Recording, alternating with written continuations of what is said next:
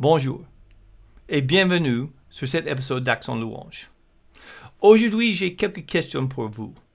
Comment pouvons-nous travailler et même servir ensemble avec des croyants d'autres églises différentes que la nôtre? Est-ce que c'est même possible? Comment pouvons-nous continuer d'apprendre et agrandir dans notre foi en tant que chrétiens, même quand nous sommes confrontés avec les idées avec lesquelles on n'est peut-être pas forcément d'accord? Et comment faire tout cela et en même temps rester humble et gracieux dans la manière dont nous traitons les uns et les autres. Aujourd'hui, c'est la continuation de ma conversation avec mon ami Sam Olivier. Et nous allons traiter ce sujet. Sam, il parle avec beaucoup d'humilité, mais aussi avec beaucoup d'expérience sur ce sujet. Je pense qu'on peut tous profiter de cette conversation sur comment travailler ensemble avec les autres qui sont un peu différents que nous. Avant de commencer la conversation, juste un petit rappel pour le camp de louange que nous allons faire M21 en partenariat avec Teen Ranch. Ça va être fait le 30 octobre jusqu'au 5 novembre.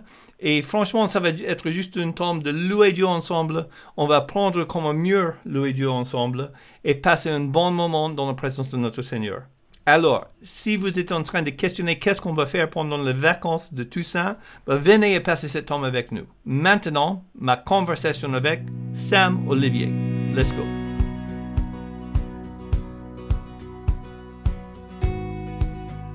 Quand tu as parlé de Jean 4, une autre chose que j'ai réalisée, et moi, comme toi, je ne suis pas expert, de hébreu ni de grec, mais le mot, si j'ai bien compris, le mot grec qui est utilisé pour esprit, là, pneumatique, c'est le même mot utilisé en romain quand Paul dit « le Dieu que je sers pour enseigner l'évangile » et c'est souvent traduit avec tout mon cœur, avec tout mon être.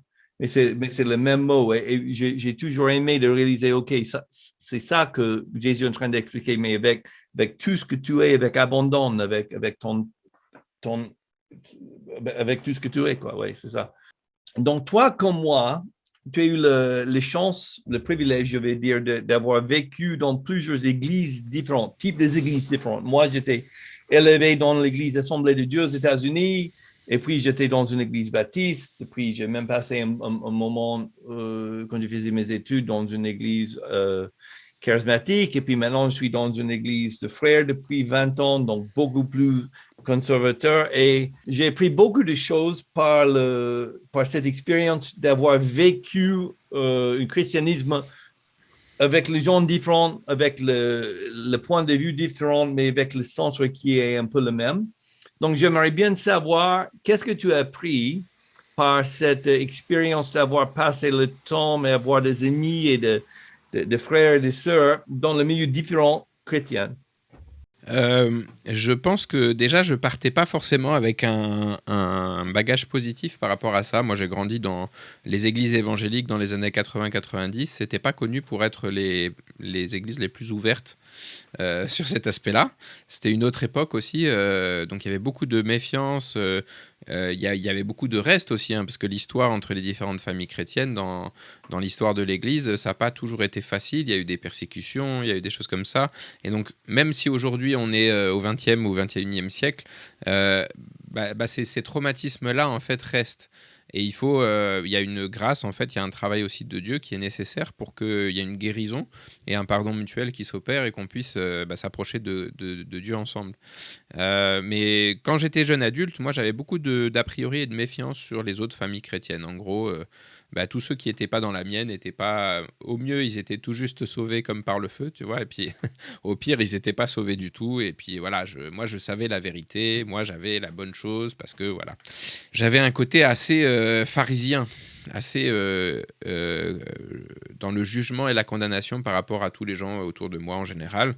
J'étais quelqu'un de très peu assuré à l'intérieur et j'essayais de compenser ce manque d'assurance en trouvant toutes les raisons qui faisaient que j'étais mieux que les gens d'à côté.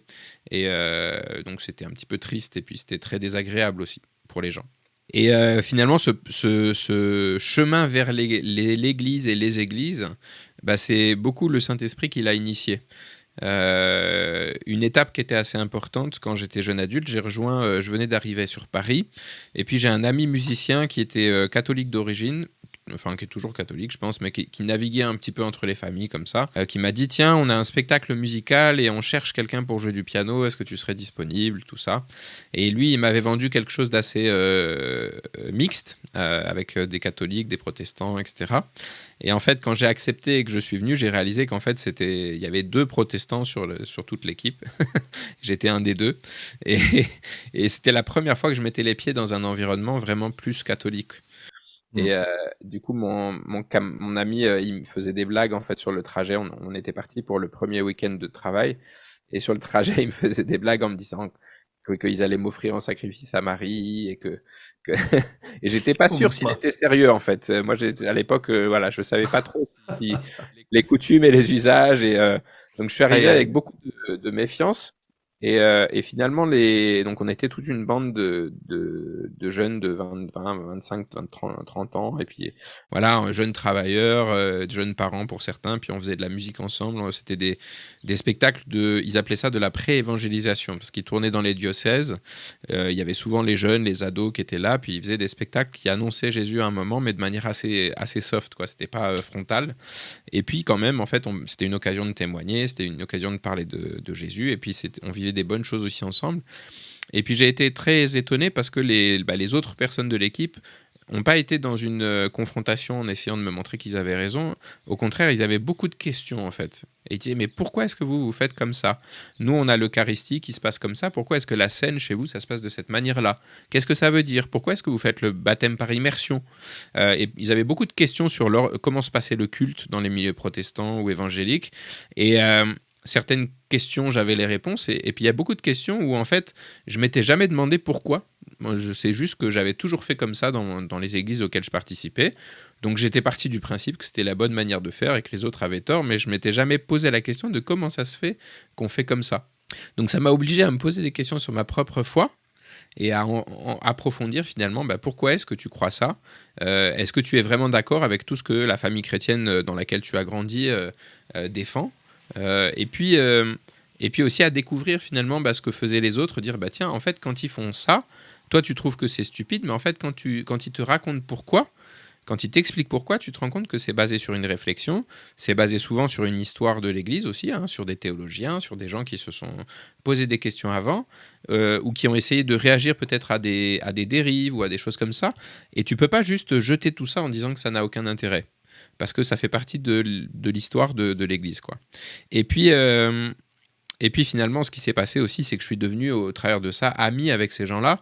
Et c'est beaucoup plus compliqué, en fait, d'être dans la condamnation et le jugement avec des personnes qu'on apprécie et qu'on respecte. Et une des choses que j'ai pu mesurer, c'est que l'affection que ces amis avaient pour Jésus était exprimée peut-être très différemment de la mienne, mais ça aurait été hypocrite et orgueilleux de ma part de dire que ma consécration était plus importante que la leur. En fait, ils avaient un vrai amour pour Jésus qui s'exprimait peut-être assez différemment, mais qui n'était pas moins profond que le mien.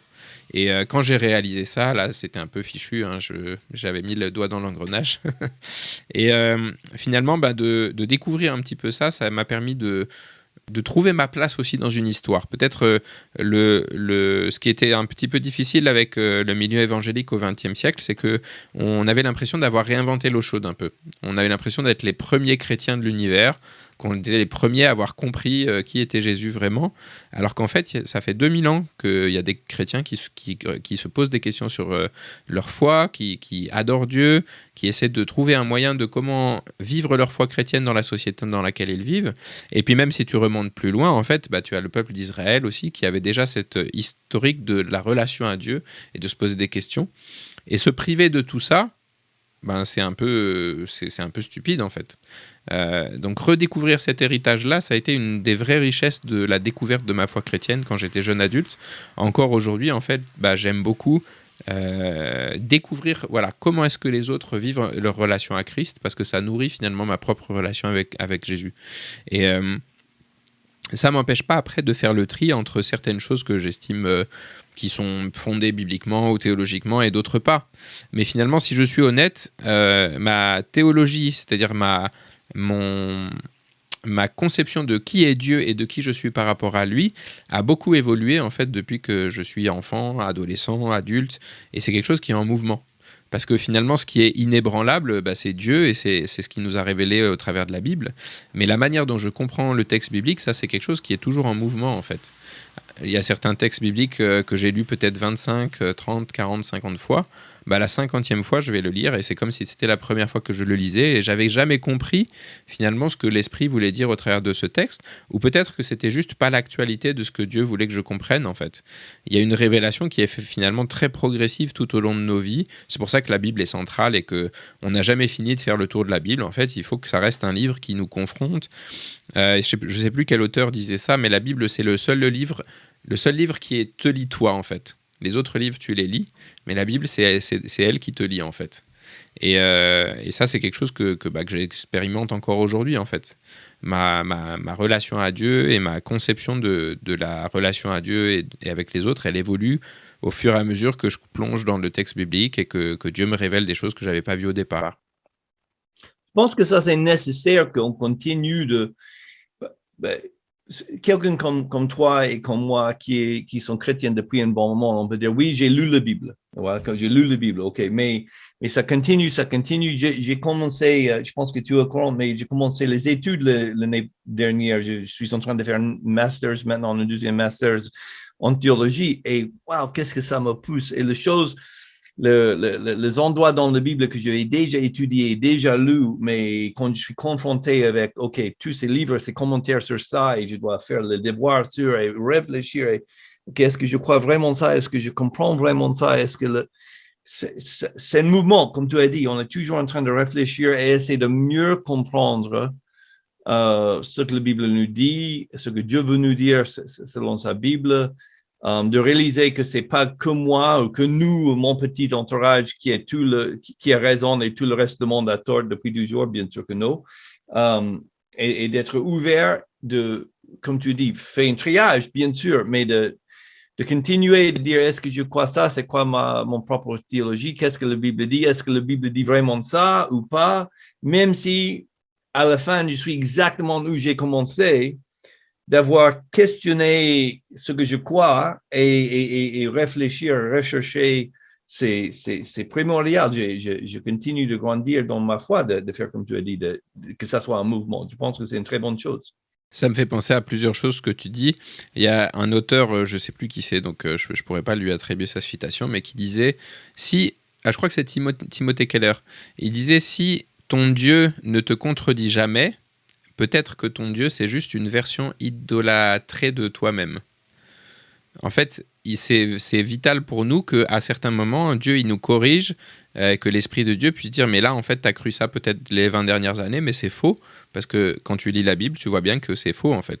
Et si ça ne nous arrive pas, c'est que quelque part, on est un peu trop dans la confiance.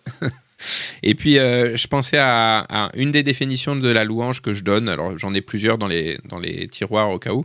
Mais une que j'aime bien, c'est que la louange et l'adoration, c'est la mise en pratique du plus grand commandement. Et ce plus grand commandement, c'était déjà le cas pour les Juifs, mais Jésus va le reciter quand on va lui poser la question, c'est quoi le plus important commandement? Il va dire, tu aimeras le Seigneur ton Dieu de tout ton cœur, de toute ton âme, de toute ta force et de toute ta pensée. Et tu vois, on a beaucoup de formations dans nos églises sur comment être des meilleurs témoins, sur comment servir à l'école du dimanche, sur comment faire l'accueil.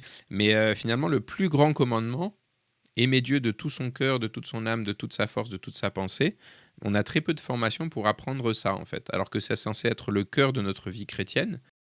Ça veut dire quoi concrètement d'aimer Dieu de tout son cœur? Tu vois, on parlait de la dynamique du corps, de toute ma force. C'est quand la dernière fois que j'ai loué Dieu au point que je transpirais, que j'étais épuisé tellement j'avais loué Dieu fort, tu vois. La Bible, elle dit, c'est pas juste un petit peu, c'est pas un petit oui des lèvres, c'est tout ton être, comme tu disais tout à l'heure, qui est impliqué. Et puis, de toute sa pensée, ça rejoint ce que tu disais. Quand est-ce que je me suis trituré le cerveau en pensant à Dieu au point qu'à un moment, j'arrivais plus? Quand est-ce que je suis arrivé aux limites de ma capacité de raisonnement par rapport à Dieu? Des fois, moi, c'est des choses que j'aime bien, c'est quand tu réfléchis à l'infinité de l'univers, par exemple, ou à la grandeur de Dieu par rapport à nous, ou quand tu réfléchis aux milliards de cellules qu'il y a dans ton corps en tant qu'être humain, il y a un moment où tu perds pied parce que c'est des notions qui sont trop grandes en fait et trop. Quand tu réfléchis aux milliards de galaxies alors qu'on est sur une Terre toute petite au milieu de l'univers, en fait, tu réalises que Dieu, il est vraiment au-delà de nos capacités de raisonnement et de compréhension.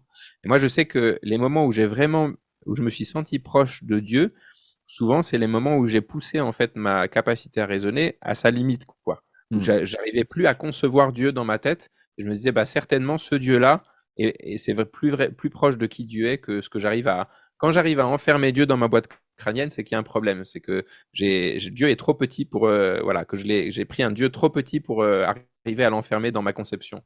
Alors que Dieu, la Bible, elle est claire sur ça. Il est infiniment au-delà de tout ce que nous pouvons penser ou même imaginer. Et ça ne nous encourage pas à de la paresse par rapport à notre capacité rationnelle, par rapport à Dieu, en fait. Dieu est jamais fâché quand on commence à lui poser des questions ou à se poser des questions sur qui il est, quand on confronte aussi les choses qu'on croit à sa parole, quand on confronte les choses qu'on croit, pas juste à la Bible, mais aussi à l'expérience. Si la Bible dit quelque chose mais que je vis le contraire, il faut qu'il y ait une confrontation entre les deux pour qu'il y ait quelque chose qui puisse en jaillir. Si je me contente de dire ah bah non, bah la Bible elle a dit ça, tant pis, je le vis pas, mais c'est quand même ça la vérité. Non, bah non, la vérité en fait elle s'incarne dans la Bible. Il faut qu'elle prenne corps, il faut qu'elle prenne chair. Donc ce que dit la Bible, il faut que ça prenne corps et que ça prenne chair à l'intérieur de moi en fait. C'est tout ce que Paul va dire quand la personne de Christ soit formée à l'intérieur de vous. C'est un processus qui prend toute la vie. Et c'est un processus qui est très loin de nous encourager à de la paresse et à de la fainéantise par rapport à la Bible. Et surtout dans une société où on s'éloigne de plus en plus aussi du livre papier, du livre écrit, où on est plus friand peut-être de quelque chose de très immédiat, d'une punchline quelque part qui nous dit waouh, c'est super, la vie c'est bien. En fait, il faut qu'on prenne le temps de la lecture, il faut qu'on prenne le temps de la méditation, et il faut qu'on prenne le temps de la profondeur en fait de l'étude de la parole de Dieu. Parce que c'est ça qui va faire la différence. Voilà, personne nous dit que les années qui viennent seront plus faciles que celles qu'on a vécues avant en tant que chrétiens. Par contre, ce qui va nous tenir dans la difficulté ou dans les saisons de tempête, bah, c'est notre ancrage en Dieu et dans la parole de Dieu, en fait. Ça, c'est quelque chose. C'était vrai pendant les derniers millénaires, ce sera toujours vrai, en fait, dans les prochaines années. Ouais. Ça m'a fait penser une manière que j'explique les différences entre l'adoration et la louange. C'est juste une manière que je mets dans ma tête, mais selon comme j'ai compris l'écriture, surtout Romains 12, où il parle d'offrir tout ton cœur comme un sacrifice, toute ta vie, quoi. C'est que l'adoration, c'est plutôt ça. C'est tout ce qu'on fait. Je peux adorer Dieu par comme j'aime ma femme, par comme je fais mon travail, par comme ça englobe toute ma vie. Et le louange, c'est un peu plus ciblé. Ça fait partie de notre vie d'adoration. C'est les actes, comme tu as dit, avec les lèvres, on fait les choses, mais ça fait partie de notre vie d'adoration. Et une manière simple pour expliquer des fois l'adoration, je dis qu'ils sont comme mes lunettes. Quand je mets les lunettes, ça change tout ce que je vois, mais il n'y a aucune chose dans ma vie qui est la même avec les lunettes, sans les lunettes. Tout est changé. Et une fois que j'ai une relation avec Dieu intime, je sais que je suis sauvé. Donc, cette vie d'adoration change tout, comme tu veux, de mettre chaque aspect de notre vie, quoi. OK, donc peut-être j'aimerais bien discuter de deux, trois choses que j'ai vraiment envie d'aborder avec toi. Une chose, c'est que, donc je sais que tu es depuis longtemps, tu es quelqu'un qui a beaucoup d'expérience en conducteur de louange, leader de louange. Et je vais te poser une question parce que j'étais en train de discuter avec une amie hier de ça et je me suis dit, bon, je vais poser ça à Sam quand je vois demain, il va avoir son avis. Ça fait un moment que j'ai discuté avec Bob Coughlin de Sovereign Grace aux États-Unis et j'ai dit que je pense qu'il y a un problème aux États-Unis. Ben souvent, ils discutent aux États-Unis et surtout en Angleterre, il y a un débat, si tu veux, mais qu'est-ce que c'est worship? Ils utilisent le mot worship. Est-ce que c'est juste ce qu'on fait dimanche matin? On a beaucoup de prédicateurs qui disent, oui, non, worship, c'est beaucoup plus que le chant. Voilà, on utilise mal le mot. Et j'ai réalisé, en tant que quelqu'un qui parle plus ou moins le français, on n'a pas ce même débat parce que là, ils ont coopté le mot worship et ils utilisent worship pour tout. Il n'est pas vraiment une différenciation, si ça se dit en français, dans l'anglais entre ce qu'on dit adoration et louange. Ils utilisent worship un peu pour tout. Et je pense que on a le chant, si tu veux, dans la langue française, on a ces deux mots qui séparent ces deux activités ou ces deux concepts. Et je pense que ça nous aide, ou moi, ça m'aide personnellement pour savoir ce que je fais dimanche matin en tant que leader de louange. Mais aussi, dans ma vie, de réaliser que l'adoration, c'est une chose qui encompasse toute ma vie. Je suis intéressé par le fait qu'ils utilisent un seul mot pour le deux et je pense que ça, c'est une raison pour laquelle ils ont beaucoup de débats sur le sujet. Et j'aimerais bien juste ton avis sur cette concept. Bah, ça revient un petit peu, c'est de la linguistique de base, mais moi, c'est quelque chose qui m'a toujours fasciné, c'est comment les mots, en fait, ne veulent pas dire la même chose pour tout le monde. C'est-à-dire quand moi, je parle de louange et d'adoration, je vais avoir une certaine conception dans ma tête. Et déjà, toi, tu as une conception qui est légèrement différente. On est d'accord sur le fondamental, hein, je pense. Mais en fait, tout le monde a une approche différente. Si en plus tu passes dans une autre langue, bah, tu as encore un autre aspect culturel. Les mots, en fait, c'est un peu comme des petites boîtes où tu vas mettre du sens, mais chacun met le sens qu'il a envie, en fait. Et c'est pour ça que moi, je passe beaucoup de temps quand je fais des formations à définir les termes que j'emploie, parce que je sais que quand je vais parler dans certains milieux de louange ou d'adoration, ben, je parle pas de la même chose. Un exemple très simple, quand tu parles d'adoration, en fait, chez nos frères catholiques, eux, l'adoration, c'est vraiment la contemplation, en fait, du corps de Christ présent dans l'Eucharistie, dans le silence. C'est ça, en fait, pour eux qui exprime l'adoration. Donc, quand tu parles d'adoration dans un temps de louange, ça n'a aucun sens pour eux. Il faut le définir, il faut donner des mots, sinon, ça veut rien dire. Pour ce que tu disais sur l'anglais, je sais pas. Moi, je me souviens quand j'étais enfant, en fait, les premiers albums de louange d'Integrity Music et tout ça, c'était des séries qui s'appelaient Praise and Worship. Donc, je pense que les deux mots existent, mais c'est vrai que ces dernières années, ils ont beaucoup, worship. Ouais, deux mots existent. Et je plaide coupable, hein. Moi, quand je parle je fais des formations sur la louange. En général, je dis pas la louange et l'adoration. Et puis, même si j'ai des concepts qui sont plus associés aux deux mots, souvent pour englober, je parle de la louange au sens large, au sens général. Ouais. Mais je pense que c'est important, oui, de se poser la question de qu'est-ce que c'est, pourquoi, comment, avec qui, et de quand est-ce que ça prend forme. Une des choses, par exemple, que je note ces 3-4 dernières années, c'est comme on observe beaucoup ce qui se passe aux États-Unis ou en Australie, en France aussi, du coup, de plus en plus, dans les églises un peu branchées, on parle de la worship. Ah, je fais partie de la worship. Ah ouais, alors tu es de worship ce week-end? Et donc, ça m'agace un petit peu. Moi, j'ai du mal parce que j'aime bien le côté français, tu vois, un peu aussi. Et puis surtout, ça, je sais bien. C'est ce que je disais, c'est que ça peut participer à en faire une sorte de matière, un sujet en fait à part, comme il y en aurait plein d'autres. Alors que pour moi, c'est vraiment cet aspect fondamental de la communion et de la vie avec Dieu qui est pas un slogan et c'est pas un truc que tu fais une fois puis tu as fini. C'est vraiment la fondation de la vie en fait. C'est l'ensemble de ta vie chrétienne qui est basé sur ça. Donc, je pense que c'est vraiment important. Je dirais que je trouve que c'est ce qui manque. C'est pour ça que j'aime bien les discussions comme celles qu'on a en ce moment. On a beaucoup progressé dans tout ce qui est qualité musicale dans les équipes de louange en francophonie. On a beaucoup progressé peut-être en composition, en arrangements musicaux, en technique d'enregistrement, en plein de choses comme ça. Mais il y a un aspect en fait où je trouve qu'on a encore un manque, c'est vraiment sur pourquoi on fait ça. C'est quoi en fait? Et oui, je fais partie de l'équipe de louange de mon église, super, mais concrètement, à quoi ça sert ce que vous faites? C'est quoi l'image globale, en fait? Et si c'est quelque chose qui doit vraiment être ancré profondément, en fait, dans nos cœurs, en tant que serviteurs de Dieu dans ce domaine-là, pour pas oublier qui Dieu est et qui nous sommes aussi. Il y a un auteur que j'aime beaucoup qui est américain, qui était des années 60, 70, je crois, qui s'appelle Tozer, qui a beaucoup développé ça.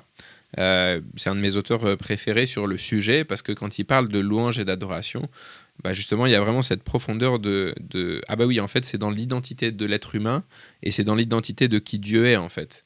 Dieu en fait par son être même, par sa personne même, il suscite la louange de tout ce qui l'entoure en fait. Et donc ne pas louer Dieu, c'est comme je disais tout à l'heure, c'est créer un contresens dans l'univers. Tout a été créé pour sa louange et pour sa gloire.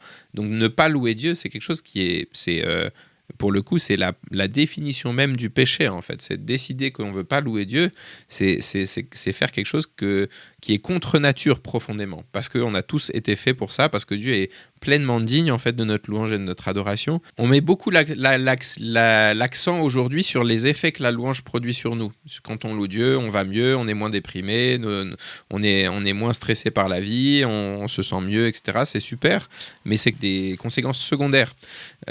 Tozer, il disait ça d'une manière qui était un petit peu choquante. Il disait, mais si louer Dieu, c'était l'activité la plus désagréable, la plus difficile, la plus douloureuse du monde, eh ben on devrait quand même la pratiquer parce que Dieu serait toujours digne de louange. Il se trouve qu'en plus, c'est agréable et qu'en plus, il y a plein de bénéfices pour nous en tant qu'être humain quand on pratique la louange et l'adoration. Mais en fait, à la base, on n'est pas les personnes importantes en fait dans ça. La personne qui est centrale et importante, c'est qui Dieu est. Et c'est quelque chose sur lequel j'insiste aussi beaucoup quand je fais des formations, parce que il y a un aspect un petit peu vicié de cette démocratisation de la louange et de l'adoration aujourd'hui dans nos églises.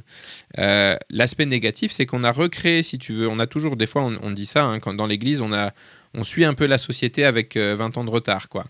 Et dans l'église, on a recréé, si tu veux, ce star system qui existe déjà dans la société, où on suit nos petites idoles qui chantent des chansons, ou qui font du cinéma, ou qui font de la politique. Et puis voilà, ça devient les gens on a ce besoin inhérent d'adorer quelqu'un, en fait. On a besoin que notre adoration, elle ait un objet. Donc on cherche ça dans la société. Mais paradoxalement, dans l'église, on a recréé en fait un petit peu ce système-là, avec des prédicateurs stars, avec des conducteurs de louanges à la mode et très bien habillés et qui font des chansons calibrées pour ça. Et en fait, ça, pour moi, c'est vraiment une déviance et c'est quelque chose qui est vraiment dangereux. Et j'apprécie beaucoup ce qui se passe aux États-Unis, en Australie, et je m'en inspire beaucoup. Mais il y a certains aspects que je voudrais pas du tout importer en France, et notamment cet aspect-là, ce côté de créer une industrie basée sur la louange, ce côté de créer un star system basé en fait sur la louange et sur les chansons à la mode et tout ça. Ça, c'est quelque chose, je pense, qui est vraiment destructeur pour l'essence même de ce que c'est la louange et l'adoration. J'aime bien un auteur, alors comment il s'appelle c'est Bob Sorge, ou Sorge, je crois. C'est un auteur dont on peut trouver plusieurs livres aux éditions de Gem, je crois. Et une des choses qu'il développe qui est assez intéressante, il dit, mais en tant qu'équipier ou conducteur de louange, on est comme les amis de l'époux, en fait, dont parlait Jean-Baptiste. Et quand on est on est au service, en fait, de la relation entre Christ et son Église.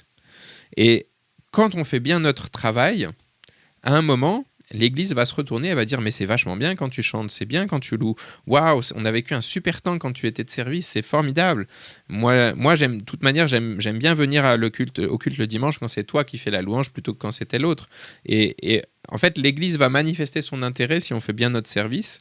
Et ça va nous confronter en tant que serviteurs de Dieu et amis de l'époux à un choix. C'est-à-dire que si on choisit de rediriger l'attention de l'Église vers Jésus, on est dans notre rôle d'amis de Jésus, on est dans notre rôle de serviteur de l'Église. Mais c'est agréable en fait d'être valorisé, d'avoir de la reconnaissance, d'être un petit peu honoré pour ça.